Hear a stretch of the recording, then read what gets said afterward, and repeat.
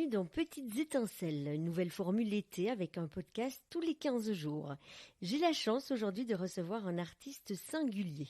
Romain Lemire partage ses activités entre le jeu, le théâtre, la chanson, la radio, la caméra et pas que. Il a joué entre autres aux côtés de Marianne James, mais aussi de François Morel et j'en passe. Être sensible, vous aurez des frissons en l'écoutant ou en le voyant jouer. Au regard rempli de tendresse, cet homme va vous émouvoir. Il nous évoquera aussi un sujet bien plus compliqué, l'inceste. Bonjour Romain. Bonjour. Bonjour Valérie. Bonjour. Alors comment vas-tu aujourd'hui, ce lundi ? Aujourd'hui ça va très bien, même si ce matin, là je suis en Normandie, j'ai l'impression que c'est le 9e mois de novembre consécutif. Il pleut. Et il y a du vent, alors qu'on est au début du mois de juillet. Mais il y a quand même un soleil intérieur qui brûle, et donc c'est quand même le plus important, quoi. Bien sûr. Alors je voulais justement commencer par cela, parce que tu es mon premier invité de cet été, et de cette nouvelle formule. Je voulais savoir, que vas-tu faire de beau cet été, à part être en Normandie ? Alors cet été, je vais enregistrer les voix définitives de mon prochain album de chansons qui va sortir le 29 octobre et qui s'intitulera Monument aux vivants. Et donc tous les instruments sont quasiment entièrement enregistrés. J'enregistre les voix définitives mi-juillet et après ça va partir au mixage.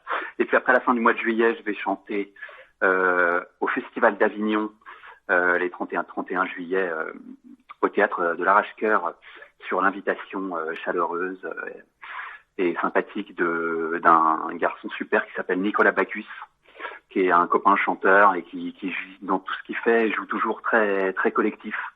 Et donc là, il a invité des copains à venir chanter avec lui pendant tout le mois de juillet, tout le Festival d'Avignon.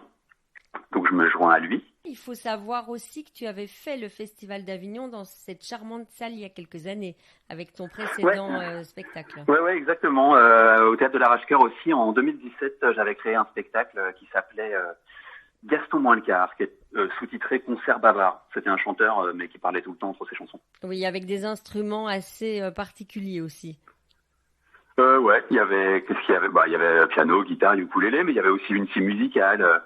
Il y avait aussi un vrai tourne-disque qui fonctionnait et que Gaston actionnait et sur lequel par-dessus il jouait et il chantait. Il y avait des cloches. Il y avait des fausses manivelles qui faisaient démarrer des faux instruments. Enfin, il y avait tout un petit bric-à-brac comme ça, ouais, c'est vrai. Une boîte à musique, un ruban percé, enfin des choses assez insolites. Ouais. Il y avait l'univers de Romain Lemire. Oh ouais, je crois que moi j'aime bien tout ce qui produit du son, par exemple, puisque là je suis en plein dedans, dans le disque, par exemple sur une chanson, la rythmique elle est assurée par les sons d'une vieille machine à écrire. On a samplé les différents sons des différentes touches, de la barre espace, du rouleau, du retour à la ligne et tout ça, et en fait avec on a fait une rythmique et c'est quand même vachement agréable de faire de la musique avec des sons qui sont quotidiens, même si une machine à écrire, c'est le quotidien du monde d'avant. Mais tu es un peu dans le monde d'avant, non ? Ouais, moi je suis quand même... j'ai quand même... Là maintenant, j'ai acheté une voiture un petit peu plus contemporaine, mais par exemple, j'ai roulé 7 ans en 2 chevaux, par exemple. J'ai roulé 20 ans en PX, en vieux Vespa, PX 125. Ouais, j'aime bien les vieux coucous, quoi. C'est vrai. Alors au mois d'août, après, tu enchaînes et tu fais quoi ? Au mois d'août, je vais aller à un festival magnifique où j'ai été programmé d'ailleurs il y a 2 ans, qui s'appelle c'est le festival de Barjac. C'est dans le Gard et c'est un festival de chansons francophones. Je vais voir là-bas, j'y vais simplement comme spectateur. Je vais voir par exemple Juliette. Je vais y voir Cali, pour ne citer que. Et puis après, théoriquement, c'est les vacances, même si dans nos métiers, on sait qu'on profite toujours un petit peu des vacances pour travailler. Alors, comment tu as vécu justement cette année qui était si compliquée ? En fait, je l'ai relativement bien vécu. À la fois, j'avais une tournée très importante avec enfin je veux dire très importante en termes de nombre de dates avec François Morel, un spectacle sur Raymond DeVos qui s'appelle J'ai des doutes. Et donc c'était un crève-cœur de voir ces dizaines de dates annulées ou reportées.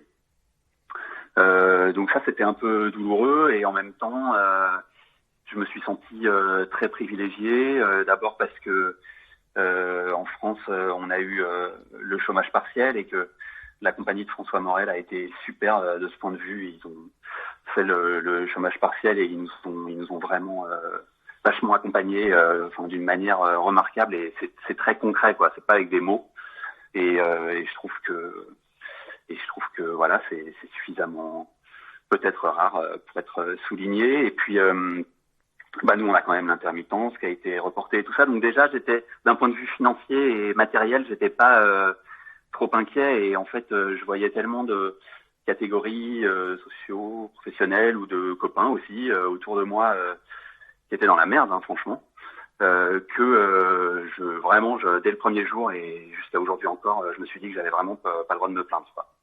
Eh ben, ça fait Après du j'en ai bien. profité pour travailler sur donc le prochain album, sur le prochain spectacle qui va accompagner cet album. Voilà, on a aussi la chance d'exercer des métiers qui nous permettent de travailler un peu où on veut et comme on veut, quoi. Ça fait du bien d'entendre une note positive. Alors, on va revenir sur toi, sur qui tu es, pour les gens qui n'ont pas la chance encore de te connaître ou de t'avoir vu sur scène ou de t'avoir entendu chanter. Tu viens de Paris, je pense. Dis-moi un peu quel est ton parcours.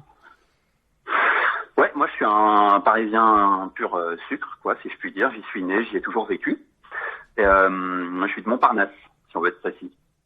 Et puis voilà, en fait, après le bac, moi j'ai pas fait semblant d'aller à la fac pour faire de la figuration. Je suis allé directement dans un cours d'art dramatique juste après le bac pendant 3 ans, l'école Claude Mathieu dans le 18e arrondissement à Paris.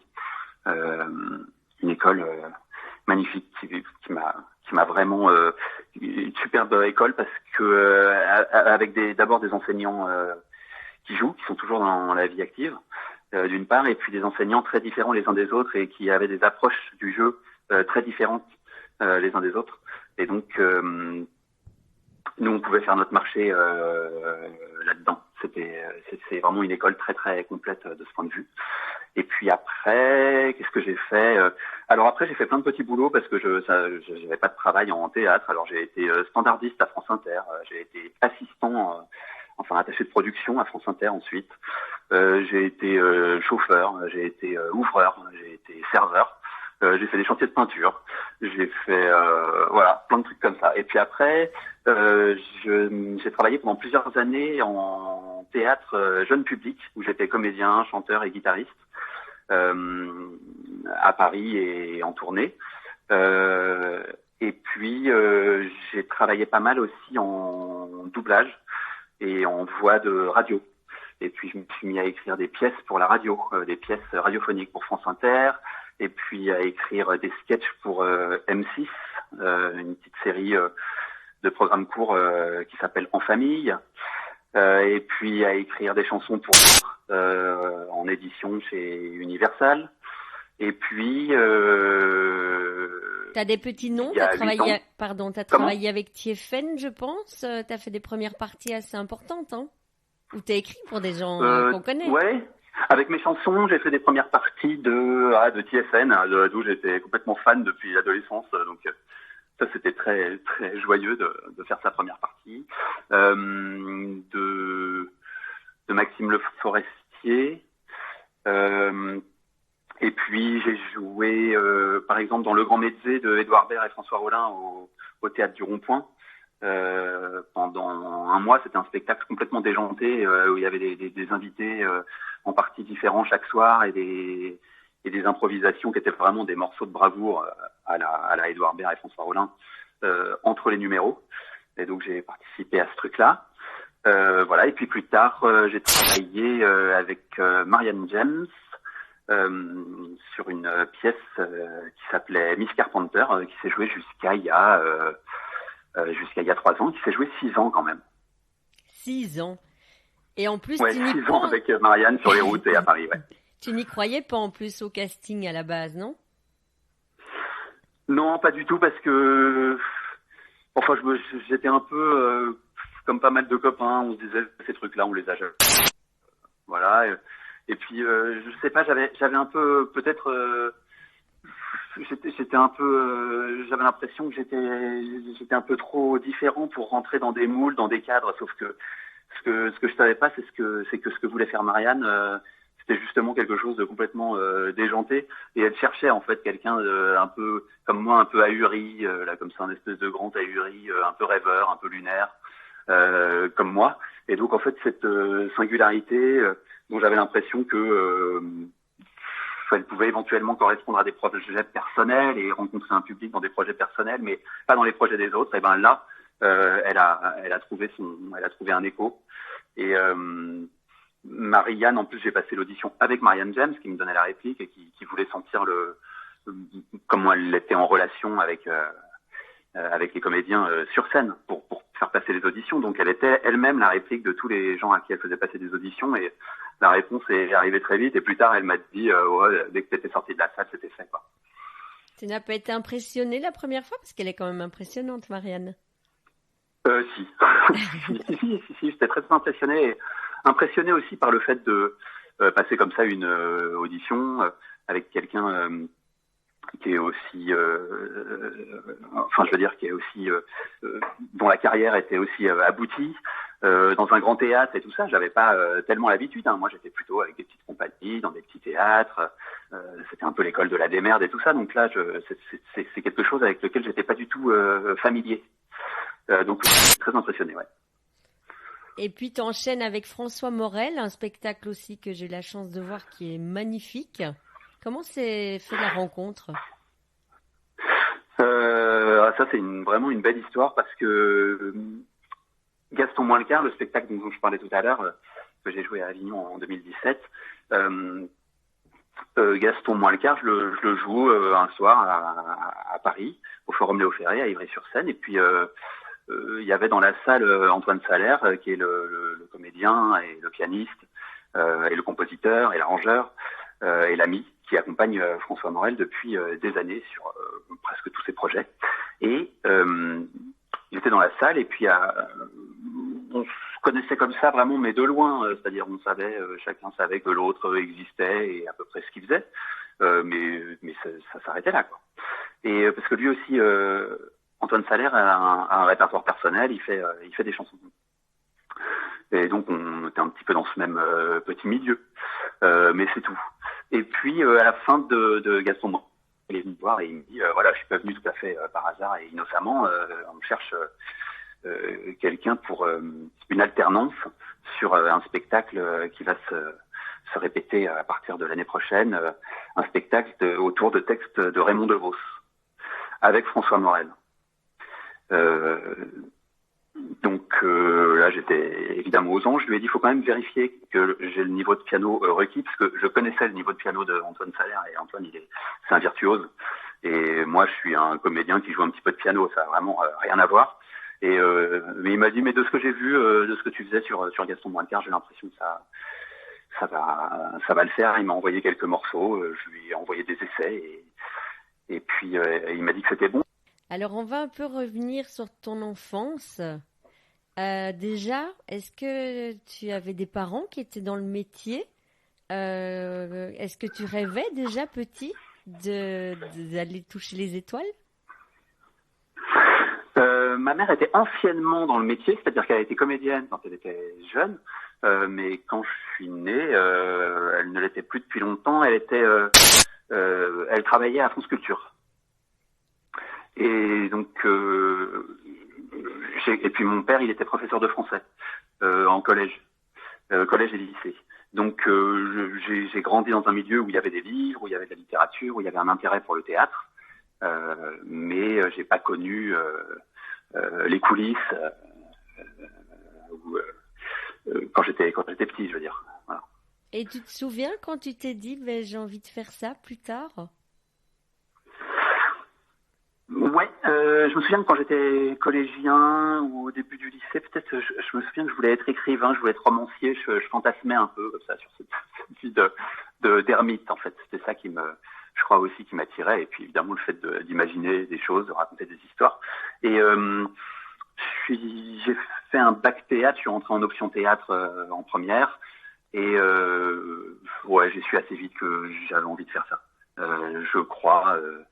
Et ma mère avait une très très belle réponse. J'étais en terminale, on me demandait ce qu'on allait faire de moi l'année suivante, et puis je lui ai dit que je voulais faire du théâtre, que je voulais être comédien. Et ma mère, elle a eu je trouve vraiment une très belle réponse. Je me souviens, elle m'a dit, écoute, moi je suis vraiment pas pour. Donc elle me dit, je suis vraiment pas pour, mais c'est quelque chose qu'il faut faire contre l'avis de tout le monde. Tu as des frères et sœurs? Oui, j'ai 2 frères et une sœur, enfin on est 4. Moi je suis le plus jeune.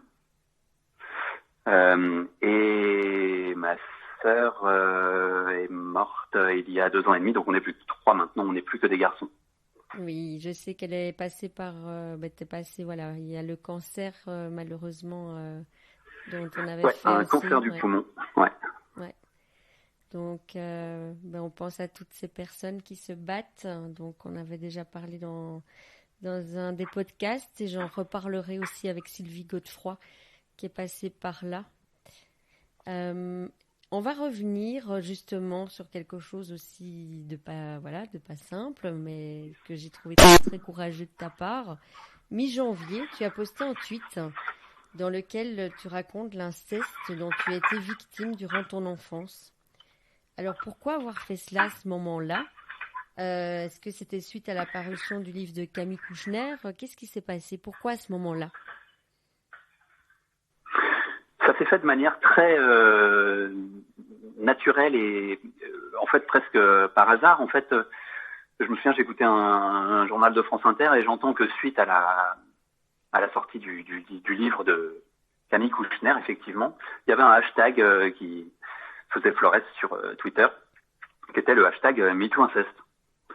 Et donc moi je me dis tout de suite, je vais mettre mon MeTooInceste, parce que je sais pas tant que j'y tenais particulièrement, mais simplement que je me disais que j'avais que des mauvaises raisons de pas le mettre.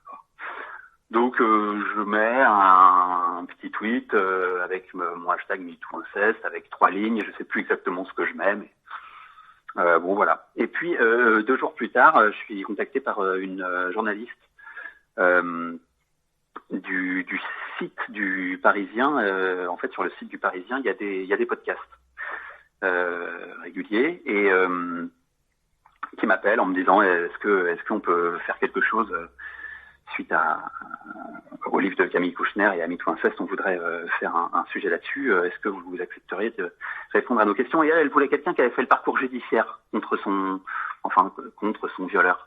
Et donc je lui ai dit non, je suis pas la bonne personne parce que moi j'ai pas fait de parcours judiciaire. Mon père est mort quand j'avais 14 ans. Et puis on bavarde 5 minutes et puis finalement elle me dit non, mais j'ai l'impression qu'on va quand même avoir pas mal de choses à se dire et tant pis pour le parcours judiciaire. Et finalement on a fait ce podcast, donc c'était vraiment pas prémédité de ma part, mais ça m'a fait du bien en fait, parce que justement je crois que si vous, à partir du moment où d'après les statistiques il y a une famille sur 10 qui est touchée par ce problème, c'est pas un fait divers, c'est un sujet de société. Moi je croyais que c'était arrangé dans la catégorie des faits divers et je me disais j'ai vécu quelque chose de complètement exceptionnel. En fait pas du tout. Une famille sur 10 c'est monstrueux et en tout état de cause c'est un phénomène de société quoi. C'est un sujet de société et donc il faut traiter comme tel. Et c'est en ça que je me dis plus on est nombreux simplement sans pathos mais à nommer, à mettre des mots là-dessus, comme on parle d'un accident, de la vie. Plus d'abord ça va aider d'autres personnes qui n'arriveront pas à le faire à le faire. À nommer ça pour eux-mêmes et pour les autres. Et puis, plus ça va nous permettre de rentrer dans un monde, j'espère, où de telles abominations seront moins possibles et moins probables, parce que finalement, cette espèce d'omerta autour de l'inceste, c'est vraiment la voie royale pour le passage à l'acte d'un violeur potentiel, quoi. Et puis il y a une deuxième chose aussi, enfin moi qui me touchait, c'est qu'on entend toujours parler des victimes et c'est bien normal. Et en fait, on ne parle jamais des coupables.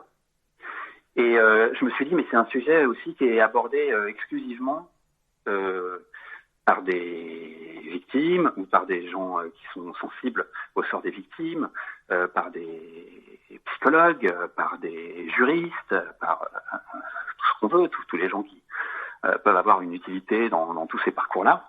Mais on se met jamais... on n'aborde jamais le point de vue du coupable et cette espèce d'immense solitude. C'est-à-dire que, en fait, c'est un sujet qui est toujours abordé par des gens qui n'ont absolument, évidemment, comme la plupart des gens, comme presque tout le monde, heureusement, aucun désir pour un enfant. Enfin, je veux dire, des gens à qui ça ne viendrait pas à l'idée d'avoir un rapport sexuel avec un enfant. Et en fait, je me dis, mais les gens qui désirent les enfants, ça doit être terrible aussi. Enfin, dire, il y a une très grande solitude là-dedans. Il y a aussi une impossibilité à en parler parce que c'est complètement tabou, évidemment. Enfin, voilà.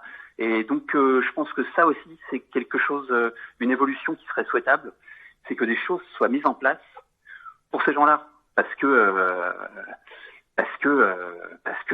désirer les enfants, bah, c'est une névrose, c'est une maladie mentale. Enfin, c'est une maladie mentale au sens, c'est une anomalie, voilà, psychique, il faut pas laisser les gens tout seuls avec ça, quoi. Voilà. Comment ont réagi tes proches quand tu as fait cette annonce ? Ça dépend lesquels, mais j'ai reçu quand même en fait, j'ai été très surpris, j'ai reçu une avalanche de réactions extrêmement chaleureuses. Et j'avais pas du tout anticipé ça, et en fait, c'était très agréable. Honnêtement, ça m'a fait beaucoup de bien.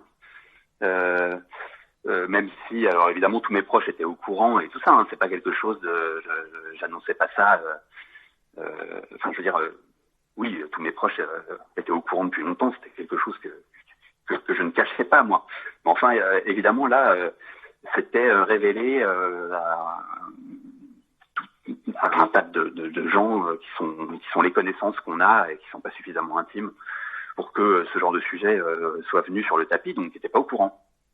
Et ouais, c'était très très agréable toutes ces réactions. Enfin, moi, ça m'a fait beaucoup de bien et je m'attendais pas à ce que ça me fasse autant de bien. Et ça m'a fait du bien que ça me fasse du bien. C'est un cercle vertueux. Alors, tu n'es pas obligé de répondre. Je sais que tu n'as pas eu d'enfant. Est-ce que ça a à voir avec cela ou pas du tout ? Je le saurais jamais, je crois. Moi, j'ai quand même un peu l'impression. Mais j'ai l'impression simplement, pas de manière très intime. C'est plus que je me dis, presque tout le monde a un désir d'enfant. Je crois que 6% de la population n'a pas de désir d'enfant, d'après les statistiques. Donc voilà, c'est quand même presque tout le monde a un désir d'enfant. Moi, j'en ai pas. Il y a quand même une chance. Ce que j'ai vécu, c'est quand même, je veux dire, c'est un désastre. Enfin, il m'a fallu des années des décennies même pour me relever de ça. Et je me dis c'est quand même le plus probable et quand même qu'il y a un lien étroit. Mais en même temps, j'en serai jamais certain. D'ailleurs, mes frères et sœurs ont tous fait beaucoup d'enfants, sont des parents heureux et j'ai 11 neveux et nièces. Donc, vous voyez, pourtant, je veux dire, mes deux frères ont vécu la même chose. Donc, c'est pas forcément... je sais pas. En tout cas, c'est vrai que j'ai un rapport à l'enfance. Je vois bien que j'ai un rapport à l'enfance qui est un peu faussé. Voilà, ça c'est sûr. C'est-à-dire que les enfants, je sais pas trop quoi faire en présence d'un enfant. Je sais pas trop comment communiquer avec un enfant. Je suis un peu démuni face à l'enfance parce que peut-être simplement parce que moi mon enfance a été une telle dévastation dans le sens que je peux me référer à rien. Et à chaque fois que j'entends parler de l'enfance, on entend toujours parler de l'enfance comme d'un âge merveilleux. Pour moi, c'est un langage purement, enfin, c'est de la fiction. Donc, il y a probablement un lien, mais peut-être aussi que ça explique pas tout. Je me souviens, j'ai fait évidemment pendant quelques années une psychothérapie, et je me souviens que ce qui ressortait souvent quand même en psychothérapie, c'est qu'en fait, c'est ça aussi un peu le piège. Il faut pas tomber dans le piège de tout analyser à l'aune de l'inceste, par exemple, si on a vécu l'inceste, simplement parce que effectivement c'est quelque chose d'énorme. Et en fait, on peut être traversé par des troubles, des névroses, plein de choses, sans que ça ait à voir avec ça, en fait. Ce qui est fou, c'est que quand on te voit aussi sur scène, ou voilà, qu'on connaît un peu ta personnalité, il y a aussi une enfance que tu t'es recréée, je trouve. T'as un côté magique. Par exemple, le spectacle dont je parlais tout à l'heure, ouais, c'est vrai que c'est vraiment une enfance réinventée un petit peu, ouais. Est-ce que la scène a pu t'aider? Probablement parce que, en fait, la scène, ça permet de s'extraire du monde. C'est souvent, enfin, quand on n'a aucune idée de ce que c'est que d'être sur scène, parce qu'on n'est jamais monté sur scène, on se dit, les comédiens, ils aiment bien se montrer, ils aiment bien qu'on les regarde et tout ça, on les voit. Et ça fait 20 ans que je fais ce métier, et en fait, j'ai l'impression que c'est l'inverse. C'est-à-dire que quand on est sur scène, on est extrait du monde, on est quelqu'un d'autre, donc on est dans un monde parallèle, et donc on est plus nulle part. C'est-à-dire quand je suis sur scène, Romain Lemire n'est plus nulle part pendant ce temps-là. Il est extrait de lui-même. C'est comme si c'était des parenthèses dans la vie, des moments où la vie est entre crochets, et parce qu'on est dans une autre dimension. Et donc peut-être que en ça, oui, la scène, ça m'a plu pour ça. Mais après, on peut un peu aussi dire la même chose de la lecture ou du fait d'aller au cinéma. En parlant de ce bel album qui arrive au mois d'octobre, rappelle-moi le titre si particulier. Alors le titre, c'est Monument au vivant. Oui. Le titre de l'album, et c'est aussi le titre d'une des chansons. Et paradoxalement, alors c'est un album qui parle en fait énormément de la mort, mais énormément de la mort, pas pour se lamenter, mais comme de quelque chose qui donne quand même aussi à la vie son sens et son relief et son énergie, et voilà. Et donc en fait enfin moi je trouve que c'est un album qui est très souriant, pas du tout triste, en même temps il y a des choses qui sont un peu contemplatives, et puis ouais, effectivement il y a beaucoup de questions de la mort, mais pas comme d'un drame, mais comme dans une des chansons, ça exprime bien en résumé un petit peu la tonalité générale du disque. Il est dit, alors je ne vais pas arriver à me autociter exactement parce que je suis pas dans la chanson, c'est le con, mais en gros il est dit que la mort n'est pas un échec, mais que c'est la fin d'une réussite. Quelles sont tes petites étincelles de vie? Mes étincelles de vie, j'ai l'impression qu'elles sont permanentes, parce que en fait je suis passé par des phases dans ma vie qui étaient tellement douloureuses que je les croyais définitives. Pendant des années, je croyais que c'était ça la vie, que c'était quelque chose de très noir, de très lourd à porter, de très pénible. Et en fait, aujourd'hui, je suis quelqu'un quand même d'assez joyeux, d'assez heureux. Et en fait, je suis extrêmement surpris. Je ne m'attendais absolument pas à ça. Il y a une chanson d'ailleurs là-dessus, dans le disque. Et en fait, cet effet de surprise, au lieu d'aller en s'amenuisant, comme souvent les effets de surprise, j'ai l'impression qu'il va en grandissant. Donc ces étincelles, elles sont multiples. Chaque heure qui passe, c'est très étrange et c'est cadeau. Alors, merci Romain. Moi, je dirais une chose, c'est que tu es une très belle âme. Tu es un artiste exceptionnel. Alors, s'il te plaît, peux-tu juste dire à nos auditeurs où on peut t'écouter, où on peut te voir, tous les réseaux sociaux, etc., pour que les gens qui ne te connaissent pas te découvrent? Oui, et puis romainlemire.fr, il y a tout dessus. Eh bien, voilà. C'est très simple. Donc, romainlemire.fr. Je te remercie. Je te souhaite un magnifique été et je te souhaite un album qui cartonne.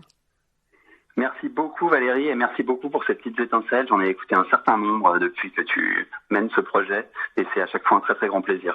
Eh bien, merci beaucoup. Je suis très touchée. Je t'embrasse bien fort et vive la Normandie sous la pluie.